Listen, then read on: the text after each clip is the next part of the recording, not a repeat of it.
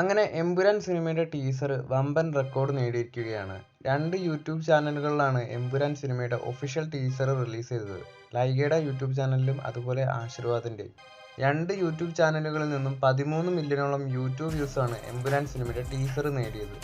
Lucifer സിനിമയുടെ trailer ഇതുപോലെ 13 മില്യണോളം YouTube views നേടിയിട്ടുണ്ട്. അതുപോലെ ആ റെക്കോർഡും എന്തായാലും എമ്പുരാൻ സിനിമയുടെ ടീസർ തകർക്കുമെന്ന് തന്നെയാണ് തോന്നുന്നത്.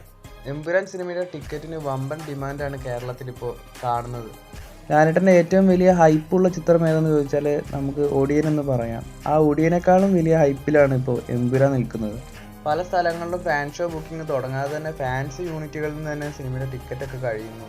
ഫാൻ ഷോ ബുക്കിംഗ് തുടങ്ങിയ ദിവസം തന്നെ സിനിമയുടെ ടിക്കറ്റും കഴിയുന്നു. അങ്ങനെ പല സംഭവങ്ങളാണ് ഇപ്പോൾ നമ്മൾ കാണുന്നത്.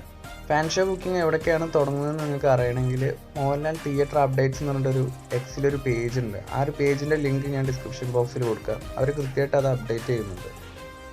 കേരളത്തിൽ നിലവിൽ 650 സ്ക്രീനുകളാണ് എമ്പുരാൻ സിനിമയ്ക്ക് വേണ്ടി ചാർട്ട് ചെയ്തിട്ടുള്ളത്. അത് 700ലേക്കും എത്താനും സാധ്യതയുണ്ട്. ലിയോ സിനിമയ്ക്ക് 650 സ്ക്രീനുകളാണ് കിട്ടിയതെന്ന് തോന്നുന്നു.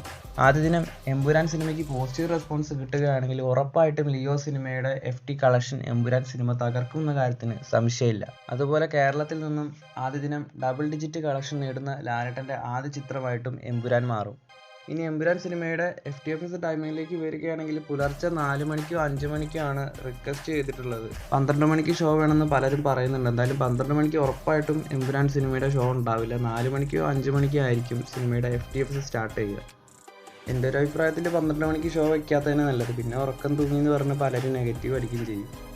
എന്തായാലും ആൻ്റണി പെരുമ്പാവൂർ കേരളത്തിലെ വമ്പൻ തിയേറ്ററുകളൊക്കെ എമ്പുരാൻ സിനിമയ്ക്ക് വേണ്ടി ചാർട്ട് ചെയ്തിട്ടുണ്ട്.